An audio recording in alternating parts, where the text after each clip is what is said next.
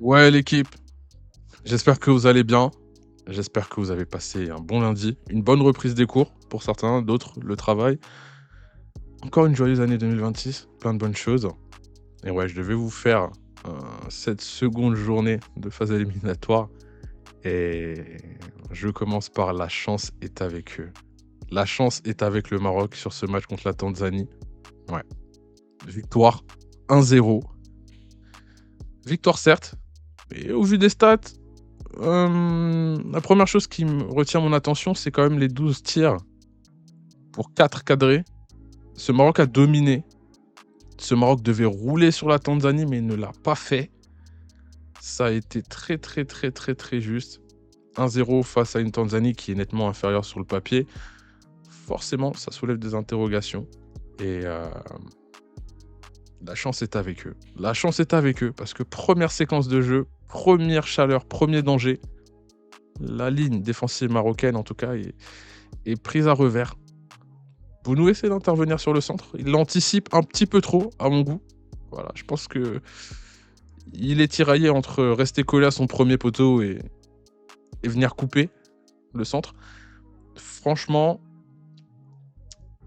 la chance est avec eux parce que gros loupé tanzanien. Il y en a eu 2 gros loupés. Et franchement, ouais, le loupé est énorme. Je sais pas comment il fait pour la louper celle-là. Le but est vide. Je sais pas comment il fait, mais regardez où est le ballon. Très gros loupé de la Tanzanie. Le Maroc se fait peur à l'entame de ce match. Le Maroc répond, certes, mais le gardien intervient plutôt bien. Un gros cafouillage parce que, ouais, il y a une grosse lutte dans la surface. Et ouais, par la suite, il y a un but, mais il y a hors-jeu. Voilà, très bon coup franc. Très belle phase arrêtée. C'est très bien joué par les Marocains. Malheureusement, ce but ne sera pas comptabilisé. Voilà, l'arbitre sifflera hors jeu. Mais la chance est avec le Maroc. La chance est avec le Maroc parce que le Maroc va dominer tout le match. Il y a plein d'occasions. 10-21, bon, on se tire dans les tribunes. Magnifique centre de Hakimi. 49e, et très bon centre d'Hakimi. Il domine tout ce match. Très bel arrêt. La tête est à bout portant. Je ne sais pas comment est-ce que le gardien la sort. Très bel arrêt réflexe. Ce gardien tanzanien, pour moi, c'est Captain America. Il sauve le match, il sauve pas mal de choses. Il empêche son équipe de prendre l'eau parce que ouais, il y a eu des assauts répétés et il y en a eu beaucoup. Brahim et Hakimi, la connexion, la fibre optique, appelez-la comme vous voulez, mais cette connexion fait très mal. Voilà, ces 2 joueurs en tout cas sont des facteurs X à eux-mêmes dans cette équipe pour cette compétition. Hakimi, quand même, 5 occasions créées. Ça fait beaucoup quand même. Pour un latéral, ouais. Est-ce qu'on a affaire à un latéral playmaker? Parce que ouais, pour moi, c'est un latéral playmaker. Sur son côté droit, il organise le jeu. Il crée de très très bonnes actions, des combinaisons très intéressantes avec Brahim Diaz, qui d'ailleurs a 5 touches dans la surface adverse. Et Brahim Diaz, il fait la CAN de sa vie, hein. Pour moi, en tout cas, c'est l'un des meilleurs joueurs, si ce n'est pas le meilleur joueur de cette CAN, de très loin. Il survole cette compétition. Et quand l'un n'est pas le mieux noté sur la pelouse, l'autre, en tout cas, va pas tarder en tout cas à délivrer le Maroc. Ça ne marche pas dans un premier temps. On a cette grosse occasion loupée en première période. Centre. On trouve Brahim. Brahim doit mieux finir quand même. Je pense qu'il peut essayer de cadrer, mais avec 2 défenseurs tanzaniens qui reviennent, forcément c'est moins évident. Ça n'a pas marché certes, mais ça marchera par la suite. Le Maroc ouvre le score. 63e. Très très bonne passe d'Hakimi. Hakimi trouve Brahim. Brahim se retourne. Situation d'un V1. Brahim prend le meilleur de son défenseur. Et Brahim, dans ces positions-là, il est très très très compliqué à défendre. Ce crochet de l'intérieur du gauche, très très imprévisible. L'angle est fermé. Et cette canne, c'est la canne des frappes en angle fermé. Pour moi, il y a but. Bah oui, il y a but, mais pour moi, il ne doit jamais y avoir but. En tout cas, Brahim, premier joueur marocain à marquer 4 buts sur une seule édition. Il marque l'histoire. Il marque la canne de son empreinte. Et ouais. En tout cas, Brahim, est-ce qu'on est sur quelque chose? Est-ce qu'on est sur la révélation? Est-ce qu'on est sur la compétition référence? Est-ce que ce joueur franchit un cap à partir de cette CAN? On le saura sur le reste de la saison, sur son statut au Real Madrid, sur la Coupe du Monde aussi qui arrive. Mais le gardien peut s'en vouloir. Il peut clairement s'en vouloir parce que tu ne dois jamais encaisser un but à cet endroit-là. Il est moins grave pour un gardien d'encaisser un but au second poteau que d'en encaisser un au premier. Comme ça, c'est frappé fort, la main n'est pas assez ferme, grosse faute de main, et malheureusement, ça fait but. Festival de fautes, c'est mon petit 3. Ouais, ça a été une boucherie. Bon, pas trait pour trait à l'image de Mali-Tunisie, certes, mais dans cette CAN, franchement, je pensais pas, mais je pense qu'à l'issue de cette compétition, on pourra faire une compilation, un top 10 des plus gros attentats, parce que waouh, dans ce match-là, il y en a pas mal quand même. Hein. Il y en a pas mal. Et quand on voit qu'il y a eu 5 cartons jaunes côté tanzanien, on comprend tout de suite. 12e, on trouve Brahim Diaz. Hakimi trouve Brahim Diaz. Cette connexion qui marche toujours. Et là, gros tacle à retardement devant l'arbitre. C'est jaune. Et Abdallah est clairement en retard. Et pour moi, c'est jaune, mais jaune foncé. Parce que il peut lui faire très très mal. Il peut lui faire très très mal. Deuxième action, 19e. Ouais, El Kabi, gros contact avec le gardien. Ces actions sont pas forcément faciles à arbitrer parce qu'on avantage beaucoup les gardiens. Mais la sortie du gardien tanzanien est assez limite. On ne sait pas s'il vient prendre le ballon. Je pense que son intention est de prendre le ballon, mais il ramasse tout le monde au passage. Et on protège les gardiens, en règle générale, même si bon, cette action a beaucoup fait parler. Ouais. On parlait de penalty, mais pour moi, c'est pas si simple que ça à arbitrer pour un arbitre. C'est juger, non, l'intentionnalité de la faute. C'est un ballon aérien. On a deux joueurs qui sont engagés. Forcément, il y aura des moments où il va avoir de la casse. Fei Toto, lui aussi, participe au festival. 47e, fin de première période, mais quel attentat. Heureusement qu'il saute, parce que, waouh, je ne donne pas cher de sa cheville s'il ne saute pas. Et ouais, c'est un festival. Hein. Jaune logique. Mais pour moi, quand tu es arbitre et que tu distribues 5 jaunes, à un moment donné, il faut sévir. Il faut prendre des sanctions disciplinaires, non administratives. Et ouais, c'était vraiment une vraie boucherie, un festival de faute. Et je vais finir sur cette action polémique. On en a parlé, on en reparlera, tout le monde en parlera. Ouais, pour moi, il y a pénalty. Quel que soit l'angle, quelle que soit la raison, il y a pénalty. Le défenseur ne joue pas le ballon. L'attaquant est devant. Le ballon, regardez où il est. Regardez où est la main du défenseur. Je me demande d'ailleurs ce que Regragui doit se dire à distance de cette action. Mais je peux comprendre la colère du banc tanzanien, notamment le sélectionneur et le membre du staff, qui d'ailleurs a été averti. Je peux comprendre cette colère. Mais ouais. Ça fera parler. Ça fera parler parce que je pense que si ce penalty est accordé, je pense que le match bascule dans le surréaliste. On change de physionomie complètement. Mais il ne sera pas donné. Et ça fera un 0 pour le Maroc. Un Maroc qui n'a pas été aussi tranchant que ça, mais qui s'impose toutefois et qui finit le match sur une note de polémique parce que ouais, ce penalty, il fera parler et l'arbitrage sera regardé à la loupe. Pays hôte, voilà, je ne veux pas faire de raccourci, mais forcément, ça va faire partie des choses que les supporters, les fans vont se dire. Et ouais, ça restera un gros point d'interrogation en tout cas. 12e homme ou pas? Ça, c'est ma petite question un peu vicieuse. Y a-t-il un 12e homme au Maroc? Pays hôte, on sait pas, mais bon. Je suis pas là pour ça, mais je vous laisse l'espace commentaire pour me le dire, les gars. Théorie du danger. Ouais, la théorie du danger. Quand tu sais que tu es en danger, tu n'es pas en danger. Mais quand tu ne sais pas que tu es en danger, c'est là que tu es en danger. Délivrance. Samuel Eto'o exulte. C'était moins une. C'était moins une. Quand on regarde le match, les stats parlent. 3 grosses occasions pour l'Afrique du Sud. Un nombre de fautes équivalent. 6 corners contre 3 pour le Cameroun. Voilà. Une goal XG à 2,09. pour l'Afrique du Sud. Ouais. Ce Cameroun a souffert. Ce Cameroun a gagné, certes, mais ce Cameroun a souffert. A pas mal souffert.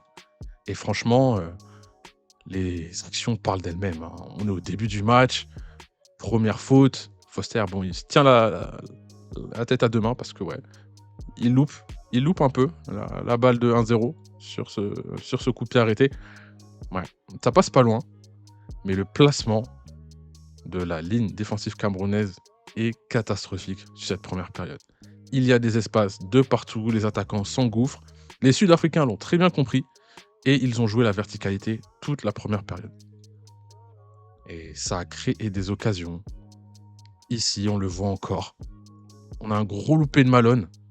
Ouais, Mokone se retrouve seul. Il va au but. C'est au-dessus. Heureusement.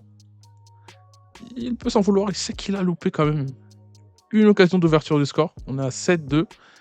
Et les assauts se répètent. Les assauts continuent. Encore un long ballon. On va trouver encore un Sud-Africain dans la surface. Et les défenseurs sont complètement à la ramasse. J'ai pas peur de le dire. Et heureusement que ça ne fait pas but dans cette première période. Heureusement qu'à la finition, les Sud-Africains pêchent. Ouais, parce que quand même, 12 tirs, ça fait beaucoup. Kabini le sait aussi, il loupe aussi une occasion d'ouvrir le score. Et l'alarme, en tout cas, retentit encore plus fort. Heureusement qu'il y a hors-jeu. Cette action va finir sur un but de Foster, mais il y aura position d'hors-jeu. Mais le placement, les latéraux dans ce 3-5-2 de David Pagvou n'y sont pas. Et quand tu joues à 3 derrière et que tes latéraux n'y sont pas, forcément, il y a des brèches. Forcément, la défense se fait punir dans la verticalité et on va facilement aller toucher les attaquants. Et là, ça, l'Afrique du Sud l'a très bien compris et ils en ont fait un très très bon usage, même si il n'a pas été concluant. Encore une occasion. Ouais, encore un loupé. Et Passy sort. Sortie à risque, franchement, pour être gardien. Faut avoir le goût du risque. C'est un métier à risque. Il sort dans les pieds de l'attaquant. Mais ouais. Foster le sait. On est à la 15-26 et ouais, il y a beaucoup d'occasions loupées. Il le sait que dans cette canne-là, quand tu as beaucoup d'occasions et que tu ne punis pas, tu peux te faire punir. Et à la 22e, le Cameroun se réveille. Le Cameroun a une première bonne séquence. Et sur la séquence d'après, c'est but. But. Balle bas devant la surface. Frappe. Partie de billard. Ça revient. Et c'est fini au deuxième poteau. Et là, le Cameroun mène à contre-courant. But à contre-courant. Le Cameroun reprend la main, c'est sûr et certain. Baleba, qui pour moi, à partir de ce but en tout cas, monte en niveau. Il commence à justifier les attentes que l'on a de lui en Europe. Très très gros prospect. Donnez-lui la valeur qu'il mérite parce que cette passe cachée, franchement, elle est magnifique, même si l'action n'est pas finie. On cherche Bemo au second, mais c'est coupé par le défenseur sud-africain. Mais waouh! Et dans la foulée, on a cette relance. Ah, cette relance de Williams. Voilà, Baleba remet encore le ballon dans le sens de la marche. Cette fois-ci, c'est centre sur Kofan. Tête piquée. Williams ne peut pas intervenir. C'est but. C'est 2-0 pour le Cameroun. Et pour moi, ce match ressemble à un braquage en bonne et due forme. 2-0. Le Cameroun n'a pas été flamboyant, mais le Cameroun réussit toutefois à prendre le match à son compte et à littéralement dépecer, dépourvoir, démunir les Sud-Africains. Et franchement, j'ai vu le match, je me dis waouh, quel braquage. Quel braquage. Bagda, parce qu'il y a aussi des occasions camerounaises, il va trouver Kofan. Kofan se retrouve en situation de 2 contre 2. Voilà, le défenseur sud-africain, le troisième en bas de l'écran, ne peut pas intervenir, celui qui est tout à gauche. Bemo se positionne en option de passe. Et pour moi, ce qui pêche, c'est le temps de décision de Kofan. Kofan ralentit trop sa course. Kofan prend du temps à prendre la bonne décision. Pour moi, ça aurait été de décaler Mbeumo. Il y a 2 options de passe. Celle en rouge, c'est pour les plus techniques. Un petit extérieur bien léché. Si le ballon est bien donné, le gardien n'ose pas sortir, il est figé, c'est but. À coup sûr, mais l'option la plus safe était de décaler Bryan Mbeumo. Les 2 défenseurs ne peuvent pas intervenir. Et honnêtement, il choisit la frappe et malheureusement, ça aurait pu être mieux fini que ça. Comprends pour l'Afrique du Sud parce que oui, les assauts ne s'arrêtent pas. Ces Sud-Africains vont pousser. Il le sait. Ils sont menés 2-0 à contre-courant du jeu. Il faut revenir. Ce centre ne trouve personne dans la surface. Et on a encore cette magnifique ouverture de Bryan Mbeumo. C'est vraiment un concours d'occasions par-ci et là. Chacun a ses occasions. L'Afrique du Sud, nettement plus que le Cameroun. Mais il y a des coups qui auraient pu être mieux joués côté camerounais pour alourdir, pour accentuer le côté braquage. Kofan a 2 options. Il attend un peu trop le rebond.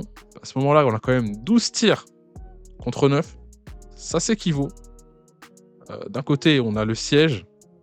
D'un autre, on a les braqueurs. Et ouais, il ne finit pas de la meilleure des façons. Ouais, il attend le rebond et franchement, le défenseur revient superment bien. Ça lui laisse le temps de revenir. On a cette passe à la 80e. Toujours cette concentration dans la défense camerounaise. Cette justesse de positionnement au niveau des lignes. Les lignes sont assez poreuses. Ça donne un centre. 2 séries de loupés. Sincèrement, c'est le destin parce que dans un autre monde, c'est au fond et il le sait. Malheureusement, à subir, on finit par être puni et ça arrive à la 87e. But pour l'Afrique du Sud. Voilà, le centre, en tout cas, n'est touché par personne. Il atterrit au premier poteau, c'est à bout portant et Passy peut pas intervenir là-dessus. Ça fait 1-0. Et cette fin de match va être mouvementée. On a 2 sorties aléatoires des Passy qui laissent son but vide et qui n'arrivent pas à intervenir sur ce ballon. Les Sud-Africains, ils l'ont très bien compris. Dans le domaine aérien, en tout cas dans les ballons dans la surface, le gardien est très juste au niveau des sorties et forcément, ça coince. Et il aura beau le dire, mais et Passy, il est pas loin. Il est pas loin de bouffer la feuille de match pour moi. Et on le voit aussi sur cette deuxième action. Les statistiques, franchement, ouais, j'aurais pas pensé. Franchement, qu'on me présente une statistique comme ça sans montrer le score, pour moi, c'était une nette domination de l'Afrique du Sud. Goal XG à 2.8, quand même. Il y a eu pas mal d'assauts, pas mal de frappes, pas mal de tirs, pas mal d'occasions côté sud-africain. Ça n'a pas été transformé. Parce que 18 tirs contre 10, 8 qui ne sont pas sur le cadre, 4. L'Afrique du Sud a multiplié ses chances, a gaspillé pas mal de munitions. Et ouais, dans cette CAN, on le sait, vous le savez, c'est manger ou être mangé. Et quand tu ne manges pas, tu te fais manger. Ouais, ça va être ma mantra, ça va être mon adage pour cette phase éliminatoire de la CAN. Soit tu manges, soit tu te fais manger. Si tu ne manges pas, attends-toi à finir dans la sauce. Et c'est ce qui s'est passé sur ce match. Braquage, ouais. En tout cas, il y a d'autres matchs qui se jouent en cours. Et ouais, on essaiera de regarder ça ensemble. J'essaierai de vous envoyer un peu. Hein. Fais-moi savoir si tu kiffes des petites vidéos comme ça. Hein. C'est le Big Six, comme toujours. C'est ton régulateur. Mais waouh, quel braquage. Est-ce que vous êtes d'accord? Si tu es d'accord avec l'analyse, mets théorie du danger en commentaire. Hein, voilà, les amis camerounais. Pour le Maroc, rendez-vous en quart. Ça va être un match intéressant.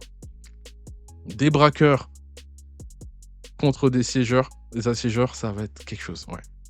Ça va être quelque chose. En tout cas, prenez soin de vous. Bonne semaine à tous. La paix sur vous. Bye.